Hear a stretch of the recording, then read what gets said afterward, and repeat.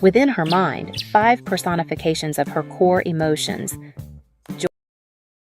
A girl named Riley is born in Minnesota. Within her mind, 5 personifications of her core emotions. Joy, sadness, disgust, fear, and anger come to life. The emotions live in headquarters, Riley's conscious mind, where they influence Riley's actions and memories via a control console. Her new memories are housed in colored orbs, which are sent into storage at the end of every waking period. The most important, or core, memories are housed in a hub in headquarters and Power 5 islands, each of which reflects a different aspect of Riley's personality. These islands are Goofball Island, Friendship Island, Hockey Island, Honesty Island, and Family Island. Joy acts as the dominant emotion to keep Riley in a happy state, but she and the others do not understand sadness's purpose, other than making Riley cry. When Riley is 11 years old, her family moves to San Francisco after her father gets a new job. However, their new home is lifeless, and their belongings are still in a moving truck that ends up getting lost somewhere in Texas. Joy becomes concerned when sadness begins touching happy memories, causing them to turn sad, so she tries to keep sadness isolated. On Riley's first day at her new school, sadness accidentally causes Riley to cry in front of her class, creating a sad core memory. Joy attempts to dispose of the new core memory before it reaches the central hub, but she accidentally knocks the other core memories loose in her struggle with sadness, shutting down the personality islands and making them unstable.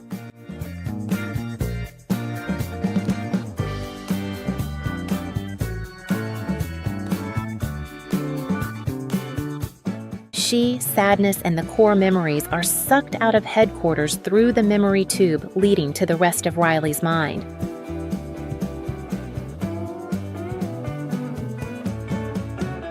They end up in the labyrinthine storage area of Riley's long-term memories.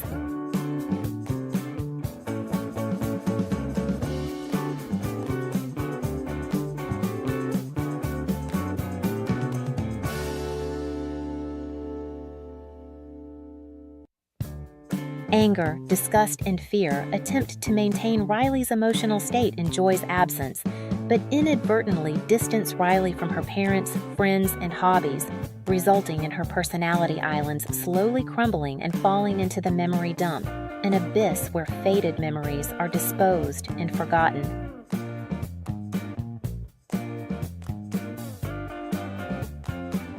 Anger inserts an idea to run away to Minnesota into the control console, believing they can produce new happy core memories there. Meanwhile, Joy and Sadness find Bing Bong, Riley's childhood imaginary friend, who is desperate to reconnect with her. He tells them they can get to headquarters by riding the train of thought.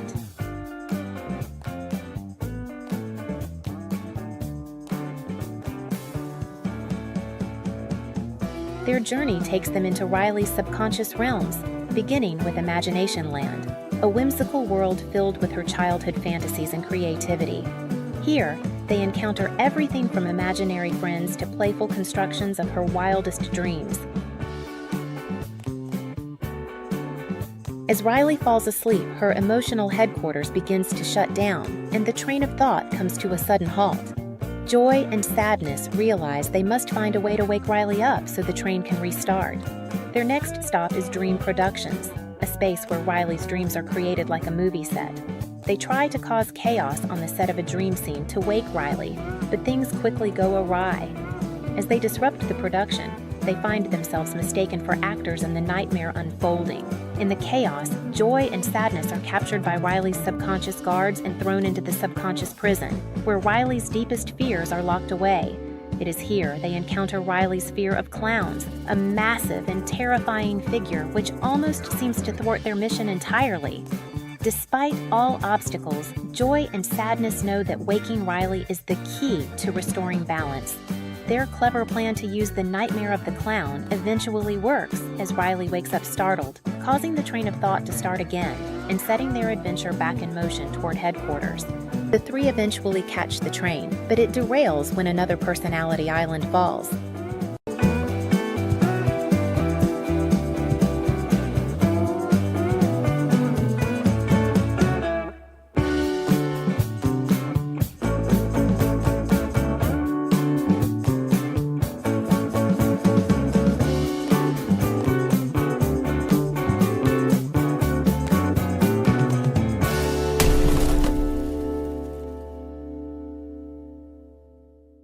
As Riley prepares to board a bus bound for Minnesota, Joy attempts to use a recall tube to return to headquarters, but the last personality island falls and breaks the tube, sending Joy into the memory dump along with Bing Bong.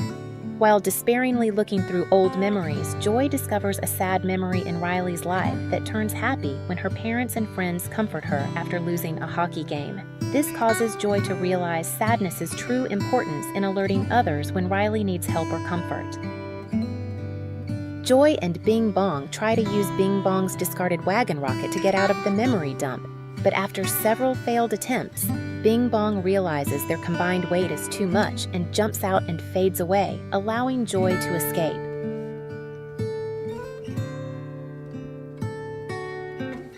Joy uses various tools from Imagination Land to propel herself and Sadness to headquarters.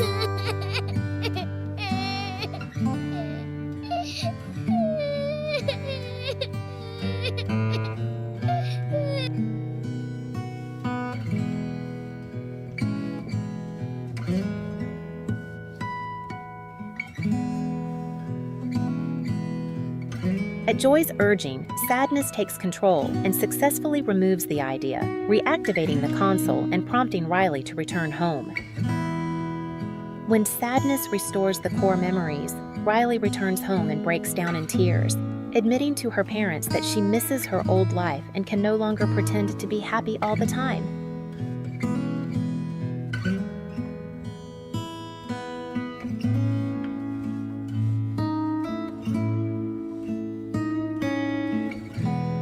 Her parents comfort her.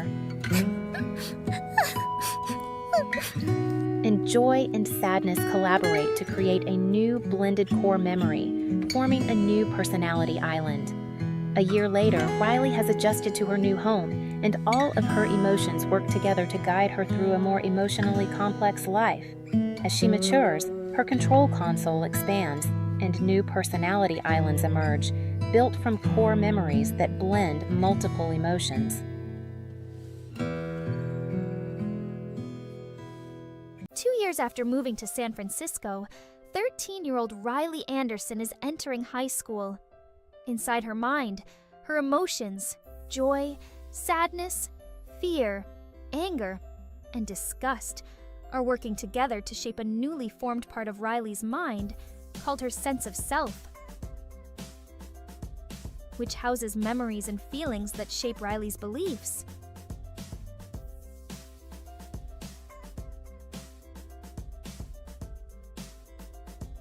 This part of her mind now plays a key role in how Riley sees herself and her relationships with others. Joy, determined to keep things positive, has devised a way to push negative memories to the back of Riley's mind. Everything seems fine until a new challenge arises. Puberty. The night before Riley leaves for a weekend hockey camp, an alarm goes off in her mind signaling puberty's arrival. The emotions scramble to shut off the alarm, but before they can do so, a group of mind workers barges in, upgrading the emotion console and causing chaos in headquarters. The emotions find that Riley now overreacts to any inputs they make to the console.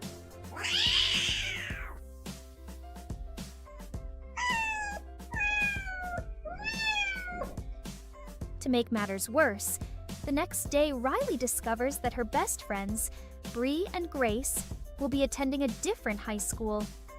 Riley is devastated, but promises to focus on making the best of her time at camp, where she hopes to join the school's hockey team, the Firehawks. At camp, Riley is excited to meet Valentina Ortiz, a popular hockey player she idolizes. However, 5 new emotions, anxiety, envy, embarrassment, ennui, and nostalgia arrive, each bringing new challenges. Joy and anxiety debate over how Riley should act during hockey camp, how to making new friends and qualifying for the team. As Riley tries to fit in with older, more experienced players, anxiety takes control, pushing Riley's original sense of self to the back of her mind.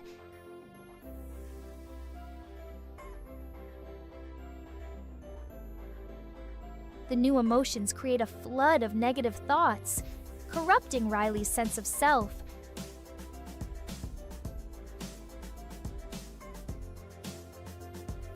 To make matters worse, anxiety traps joy, sadness, fear, anger in a huge glass jar, which is ultimately taken to a vault below, where Riley's imaginary friends are located, and one of them, a dark hooded figure, helps the emotions to escape. Inside the locker room, Riley meets the rest of the team, and they invite her to sit with them, but she wants to sit with her old friends. During the break, Riley overhears the team talking negatively about her. But she goes to talk to Valentina and she reassures her. She tries to impress Valentina and her group.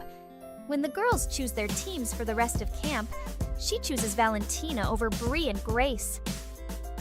Meanwhile, Joy and the others escape from the vault and embark on a mission to retrieve Riley's original sense of self.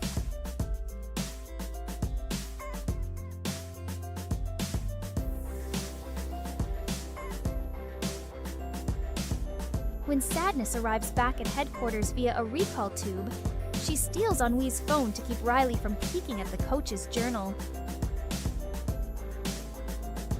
Unfortunately, Riley looks in the coach's journal and discovers the coach thinks she is not ready yet, so anxiety comes up with negative ideas, causing the old emotions to be caught in a spiral of bad thoughts. Climbing a mountain of negative memories that had been discarded by Joy's mechanism, they realize that Riley's belief system is now riddled with self-doubt. With no way to restore Riley's mind using the normal routes, they trigger an avalanche of memories to return to headquarters. During a crucial tryout, anxiety pushes Riley to play aggressively, leading to her accidentally injuring Grace. Feeling guilty and out of control, Riley has a panic attack, overwhelmed by the stress and pressure.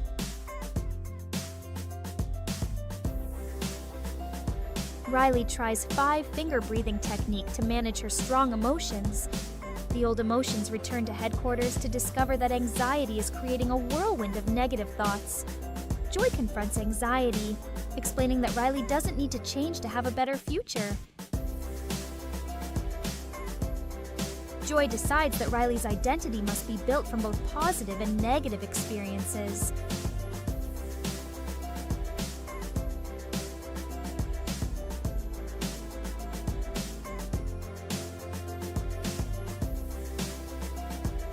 I'm selfish. I'm kind. I'm not good enough. I'm a good person. I need to fit in. But I want to be myself. I'm brave, but I get scared. Success is everything. I make mistakes. I'm nice. I'm mean. I'm a good friend. I'm a terrible friend. I am strong. I need help sometimes. The emotions work together to calm Riley. The console calls for joy and anxiety. Riley apologizes for her behavior and admits that she was trying too hard to fit in. However, Bree and Grace don't forgive her, leaving Riley feeling rejected.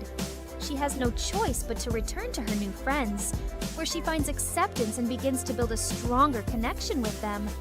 She finishes her hockey tryouts with a renewed sense of confidence and happiness.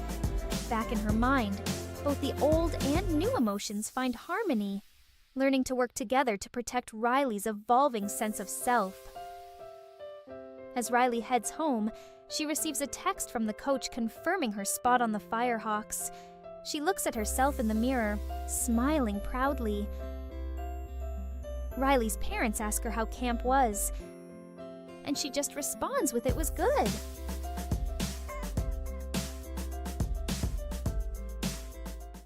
An elderly woman named Rose Dawson Calvert tell her granddaughter she was on the Titanic ship on the night of its accident, and she was the last person who wore the heart of the ocean. On a bright day at Southampton in 1912, a young, aristocratic 17-year-old passenger Rose, accompanied by her mother Ruth and her fiancé Cal, stands at the gangway of the majestic RMS Titanic.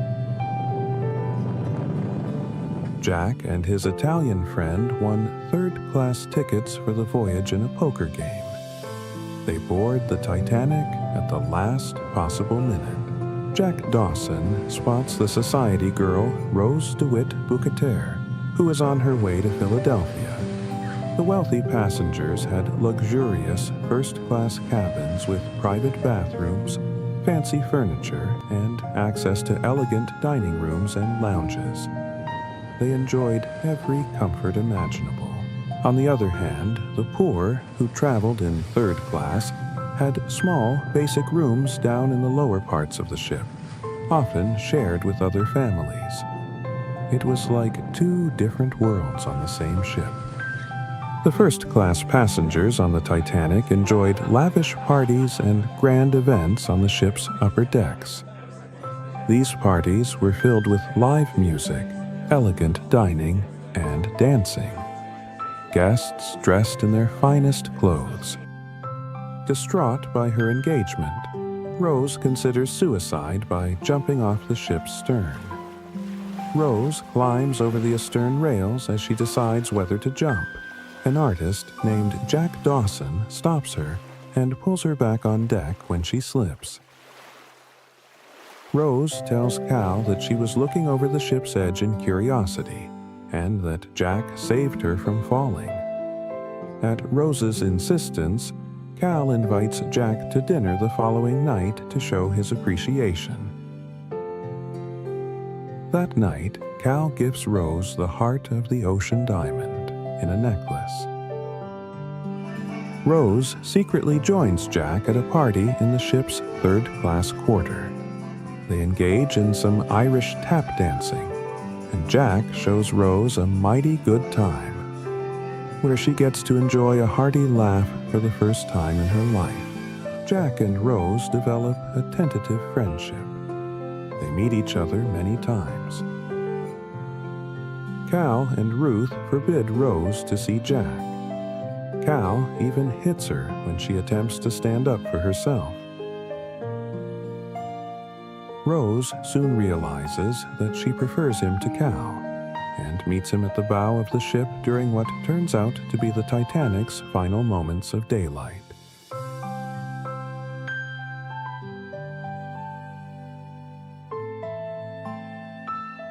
They go to Rose's stateroom. She asks Jack to sketch her while naked and wearing the heart of the ocean, which was Cal's engagement present to her. Afterward, they evade Cal's bodyguard and make love inside a car in the ship's cargo hold. Cal has his bodyguard slip the necklace into Jack's coat pocket. Then Cal reports the diamond stolen. Accused of stealing it, Jack is arrested, taken down to the Master of Arms' office. Due to the calm seas, the iceberg was detected very late, and then it took long for the ship to change direction to avoid collision. The ship grazes the berg and punches holes across the hull. Rose runs away from Cal and her mother and releases Jack. Jack and Rose return to the top deck. All lifeboats have departed, and passengers are falling to their deaths as the stern rises out of the water.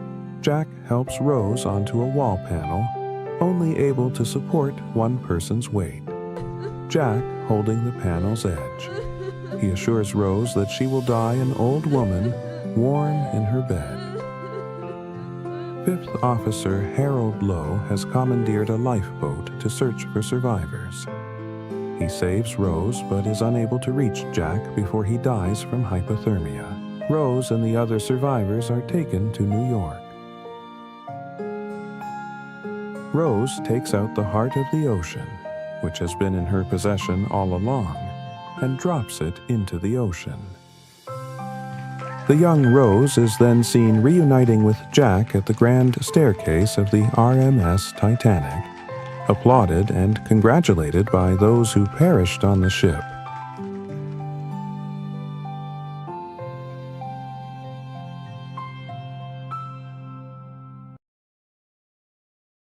Lord Voldemort, an evil and powerful dark wizard, has just been defeated.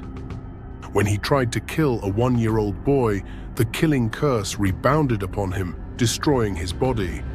Voldemort having killed his parents, Lily and James Potter. Harry is left an orphan with a scar on his forehead. Professors Dumbledore leave him on the doorstep of his Muggle relatives, the Dursley family, who take him in. Harry's relatives decide to conceal his magical heritage from him and make him live in a cupboard under the stairs for 10 years.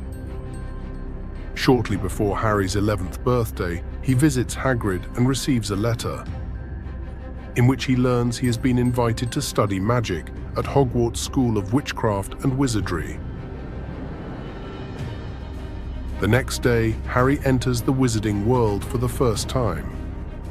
He takes the train to Hogwarts from platform 9 3/4, befriending Ron Weasley and meeting Hermione Granger. The journey to Folinewort was filled with sweets, laughter, and excitement, as they all shared stories of the unknown magic that awaited them. Upon arrival, the Sorting Hat places Harry, Ron, and Hermione in Gryffindor House. Later, Harry and Ron fight the troll has entered the castle to save Hermione, who is trapped in the girls' bathroom, and the three become best friends. They explore Hogwarts late at night and accidentally stumble across the door to a corridor. A 3-headed dog, christened Fluffy by Hagrid, guards a trapdoor. At Christmas, Harry uses an invisibility cloak to explore the restricted section in the library.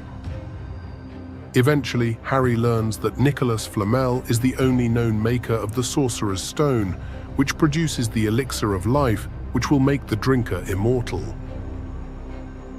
Harry is caught out late at night and is forced to serve detention with Hagrid in the Forbidden Forest. Harry sees a hooded figure drink the blood of an injured unicorn, which makes Harry's forehead scar start burning. The hooded figure is in fact Voldemort. Harry, Hermione, and Ron learn that Hagrid accidentally revealed how to get past Fluffy, making them fear the Philosopher's Stone is in danger. When they try to tell Dumbledore, they find he's been called away by the Ministry of Magic. They decide to reach the stone before Snape, facing various magical challenges along the way.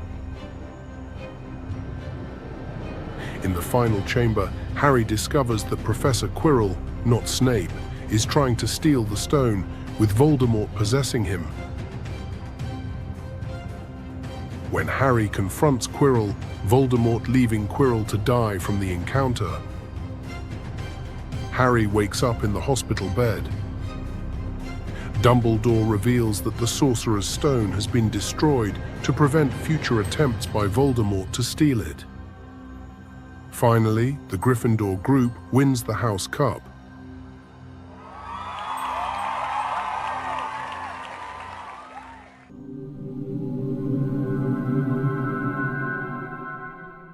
During the summer, Harry meets Dobby, who warns him of danger at Hogwarts. Ignoring the warning, Dobby locks up Harry to prevent him from leaving. Ron rescues him, and then they take the flying car to Hogwarts, where they crash into the Whomping Willow and breaking Ron's wand. At Hogwarts, Mrs. Norris is found petrified beside a message written in blood. The Chamber of Secrets has been opened.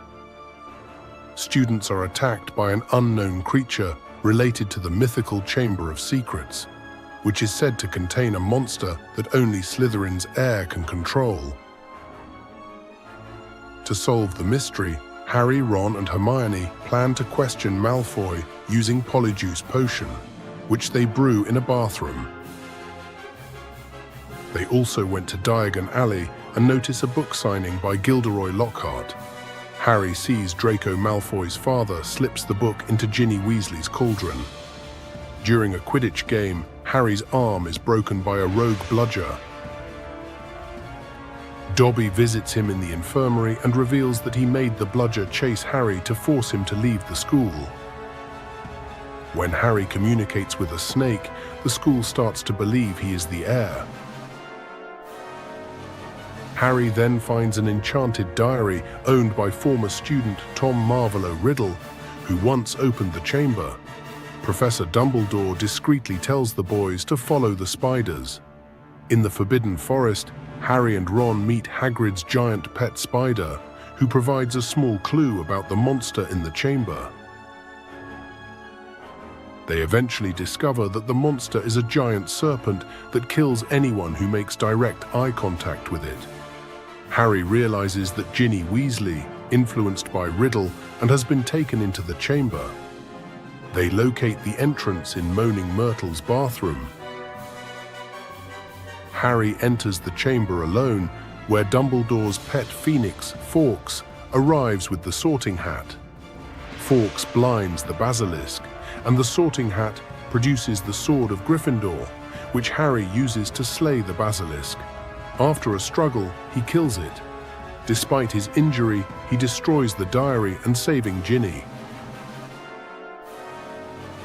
Back at Hogwarts, Lucius Malfoy unwittingly frees Dobby, and the basilisk's victims are healed. Peace returns to Hogwarts for now.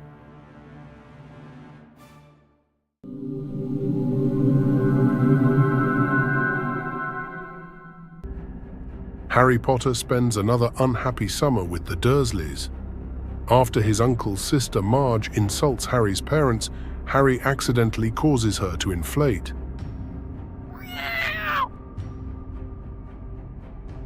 Fearing punishment for using magic, he leaves home. The night bus picks him up and takes him to the Leaky Cauldron, where the Minister of Magic assures him he won't be expelled. Harry learns that Sirius Black, a supporter of Voldemort, has escaped from Azkaban and is believed to be targeting him.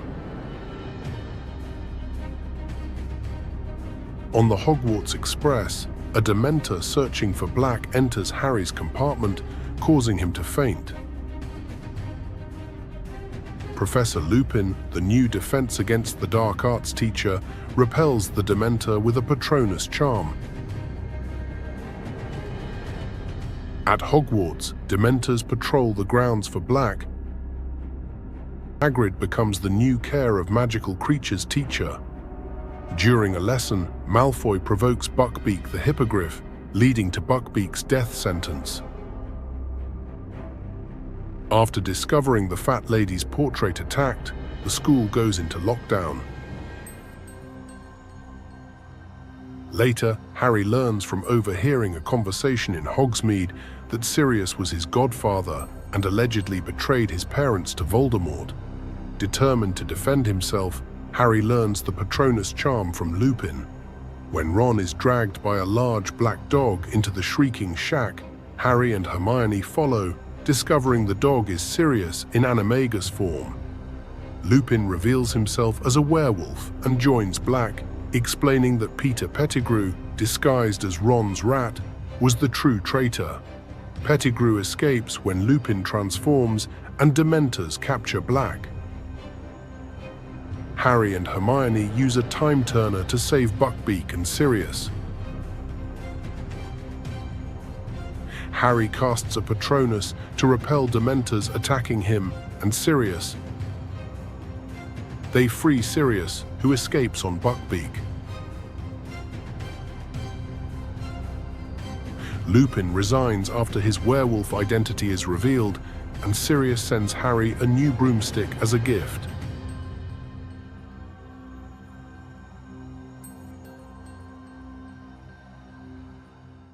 Imagine falling for someone whose entire life is about risking everything for the ultimate thrill, and then losing him in a single life-altering accident. Colt Seavers was once Hollywood's top stuntman, pushing the limits with every leap. But his real spark came from Jody Moreno, a gifted camera operator with her own dreams of directing. Together, they were unstoppable until one disastrous stunt left Colt with a broken back. He left the industry without a word, leaving Jody and the life he loved behind. Now, 18 months later, Colt's world is quiet. He spends his days parking cars for Hollywood's elite. Just when he thinks he's accepted his fate, a familiar face emerges, Gail Mayer, a powerful producer with an offer he can't ignore. She needs a stunt double for Tom Ryder, Hollywood's biggest star, in an upcoming sci-fi film, Metal Storm. Initially, Colt refuses. He's done with Hollywood. But when Gail mentions that Jody is directing the film, everything changes. Seeing Jody again is tense. She's professional, keeping their interactions strictly about the film, but the hurt lingers beneath her cool facade. As he settles into the stunts, Gail reveals a bombshell. Tom Ryder has vanished, leaving the entire project in jeopardy. Ryder, it turns out, is tangled with dangerous people, the type who don't mind hurting anyone who gets in their way. Gail begs Colt to track down Ryder within 48 hours, reminding him that the film and Jody's directing debut depend on him. Colt's search leads him to a nightclub, where he encounters Dune, a shady dealer, just in time to spot Iggy Star Ryder's volatile girlfriend slipping away with a mocking smile. She hints at dark secrets, but vanishes before Colt can question her. But when Dune realizes Colt is after Ryder, he slips something into Colt's drink. The room spins as Colt struggles to stay on his feet.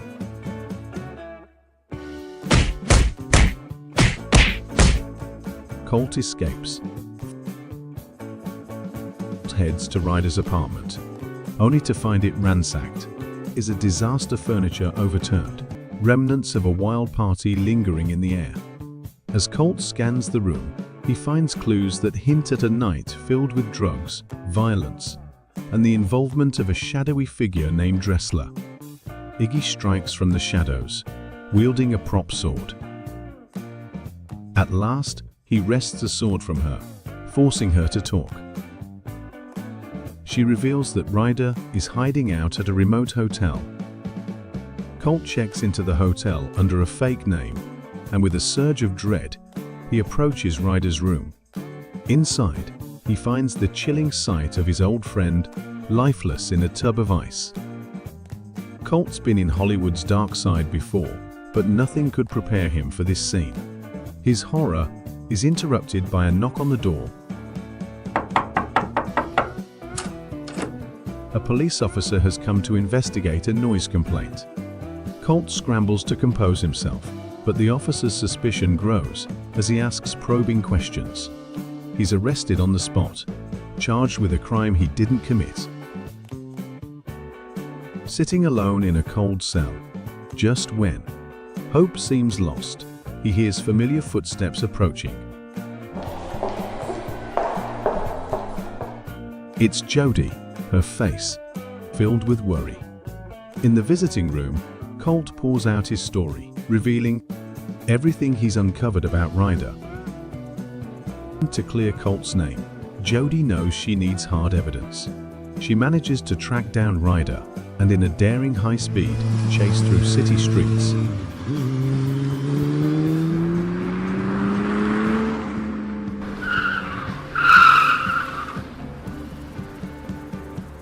She finally wrestles Ryder's phone from him, the only device that could contain proof of his setup. But in a heart-stopping twist, the phone slips from her hands and shatters under an oncoming car's wheels. No, no, no! Thinking fast, Jody hatches a risky plan. She sends a message to Ryder, claiming she's already delivered the phone to Colt in jail. Ryder, fearing exposure, races to confront Colt himself, desperate to prevent his secrets from spilling out. In the prison visiting room, Colt sits across from Ryder, a hidden recorder capturing every word. As Ryder finally admits his crimes, the police intervene, and the truth is revealed. Cleared of all charges, Colt walks free.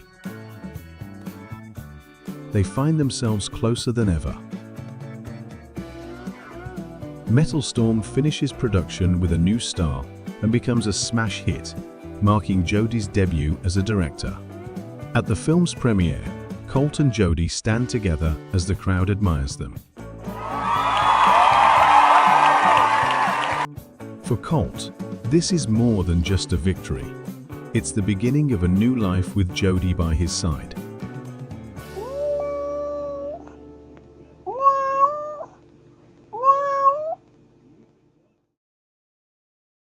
Nick Carraway, a Yale University graduate and World War I veteran, is staying in a sanatorium to treat his alcoholism.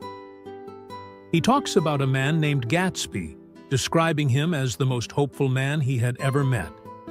When he struggles to articulate his thoughts, his doctor, Walter Perkins, suggests writing it down, since writing is Nick's true passion. In the summer of 1922, Nick moves from the U.S. Midwest to New York, where he takes a job as a bond salesman after giving up on writing. He rents a small house on Long Island in the village of West Egg, next door to the lavish mansion of Jay Gatsby, a mysterious business magnate who holds extravagant parties.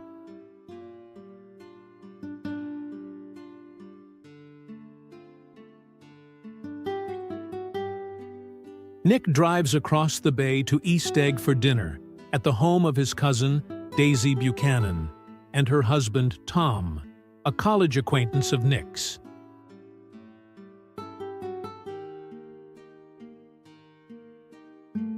They introduce Nick to Jordan Baker, a cynical young golfer with whom Daisy wishes to couple Nick.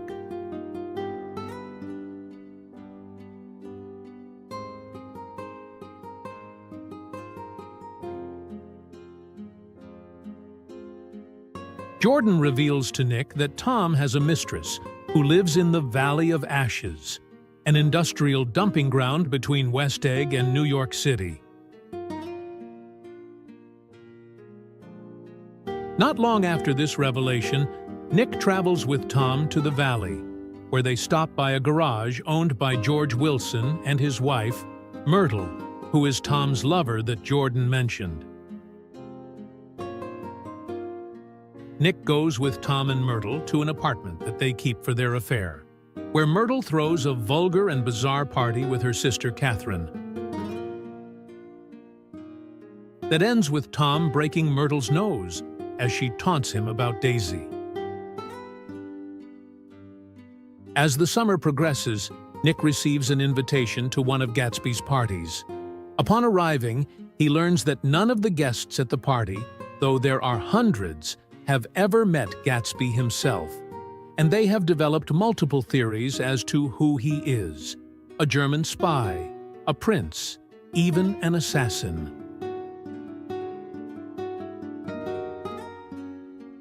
Nick encounters Jordan and they meet Gatsby, who is surprisingly young and rather aloof in person. Towards the end of the party, Gatsby's butler informs Jordan that Gatsby wishes to speak with her privately. Gatsby seems to take a liking to Nick, inviting him out for numerous occasions. Their friendship furthers when Gatsby takes Nick out to lunch with his friend Meyer Wolfsheim, a gambler who fixed the 1919 World Series, where Nick learns that Gatsby was born to very wealthy people that have already passed away. During the lunch, they run into Tom, Gatsby appearing uncomfortable throughout the exchange. Through Jordan, Nick later learns that Gatsby had a relationship with Daisy in 1917 and is still madly in love with her, throwing his extravagant and wild parties in the hopes that she will one day appear at his doorstep. On most nights, he can be seen reaching out across the bay to the green light at the end of Daisy's dock. He now wants Nick to arrange a reunion between him and Daisy. Nick invites Daisy to have tea at his house, without telling her that Gatsby will be there as well. After a pleasant reunion, Gatsby and Daisy begin an affair.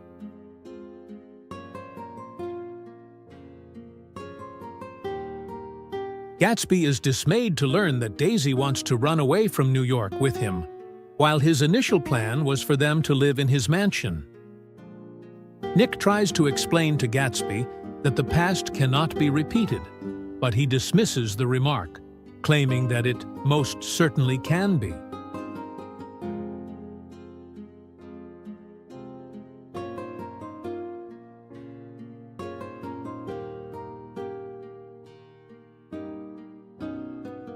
Trying to keep the affair a secret, Gatsby fires a majority of his servants and discontinues the parties.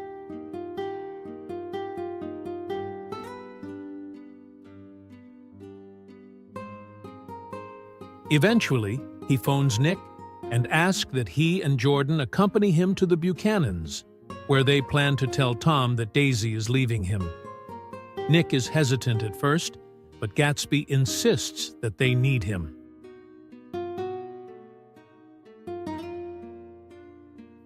During the luncheon, Tom becomes increasingly suspicious of Gatsby when he sees him staring at Daisy with such passion. Later at the Buchanan's house, tensions rise when Gatsby openly declares his love for Daisy, and she admits that she never loved Tom. Enraged, Tom tries to discredit Gatsby by exposing his involvement in illegal activities. At this moment, Daisy realizes she can no longer stay with someone as violent and manipulative as Tom. She decides to leave him and start a new life with Gatsby. As they leave, Tom, furious and unable to accept losing Daisy, decides to chase after them, speeding recklessly in an attempt to catch up. Meanwhile, Myrtle runs out into the road to flag Tom down. Distracted by his rage and driving at high speed, Tom doesn't see Myrtle in time and accidentally hits her, and killing her instantly. Tom tries to flee the scene, but witnesses and police arrive quickly. The media accuses Tom is murderer of Myrtle. When the truth comes out that Tom was driving the car, he is arrested and later sentenced to prison for manslaughter. In the end, with Tom imprisoned, Gatsby and Daisy are free to start their new life together. They leave New York behind and come to a quieter place, where they can live without the need for Gatsby's extravagant parties. Gatsby finally has the future he always dreamed of, Daisy by his side, and no longer chasing a distant green light across the bay.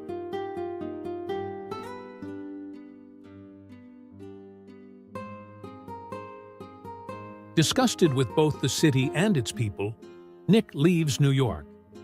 He takes a final walk through Gatsby's deserted mansion, standing out of it for the last time. Back in the sanatorium, he finishes his memoir and titles it The Great Gatsby.